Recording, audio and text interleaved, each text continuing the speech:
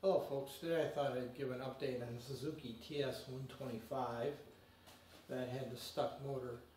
I spoke briefly about this, I believe, in a previous video. I finished the project and it's just about ready to go out.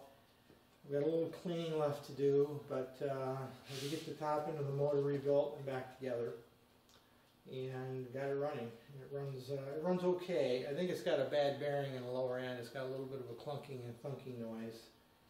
And the owner at this point, I don't believe is going to pursue having that fixed. And I really don't have time right now anyway to break the motor down, but it is running. I thought I'd talk through a few of the things that I did besides the engine, the top end. I put new fork seals in the front. They were completely shot, and obviously I replaced the fork oil. I'd replaced a number of light bulbs, the night light and the speedo. The tail light bulb was missing. Let's see, numerous nuts and bolts had to be replaced because they were the wrong ones or were missing. I checked the fuel tank. It was good and clean, so I just rinsed it well, put it back. New fuel line, new vent line on the carburetor. I did pull the carburetor and clean it. It was actually pretty clean, so I didn't have a lot to do there. But I did adjust it, got that all back together. Had to redo the foam on the air filter because it was essentially gone. So I refoamed it, re-oiled it, put the air cleaner back, a new battery, new 6-volt battery. Battery is important on something like this, on these little 6-volt systems.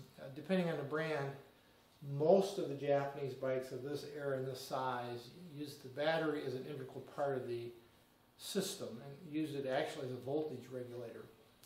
And what that means is if you run the bike without a battery, even though you might, in some cases, again depending on the brand, you might get lights to work, you will probably blow them out as soon as the engine revs up because there's no buffer. The battery acts as a buffer from the charging system, and you'll typically start blowing bulbs like the meter night lights, the tail light bulb, neutral light indicator will just blow if you don't have a battery. And so I put a battery in it. Brakes are a little weak in the front, and I've shared that with the owner. I think he's about at his limit where he wants to go in terms of spending money. He just wants it for a yard bike to putter around in his yard anyway. Front brake's a little weak. Clutch is a little weak also, but I did adjust that. Checked the chain, the drive chain, adjusted that up. All the lights actually do work now, by the way. I should mention that. I got all the lights working. And a number of things like that. Again, cleaned the petcock and had to put a new seal in the petcock because it was leaking. Those kind of things. So what I'm going to do now is I'm going to go ahead and start it. This bike has not run today. It normally takes, when it's stone cold, 3, maybe 4 jabs on a Kickstarter to get it started. But we'll see how she fires up and you can hear it run.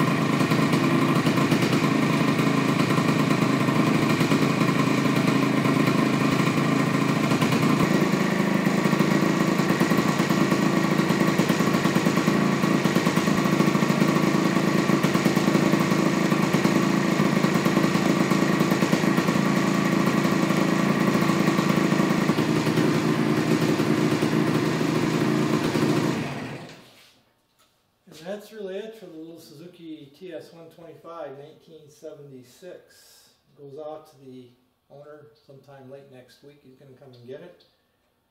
And all I gotta do is, once it gets a little warmer outside, it's been kind of cold here, to take it outside and clean it. In fact, it's well below freezing this morning, and this is early April. Take it outside here in the next couple of days and get a little warm weather, and I'll clean it up a little bit more, and then just have them come and get it.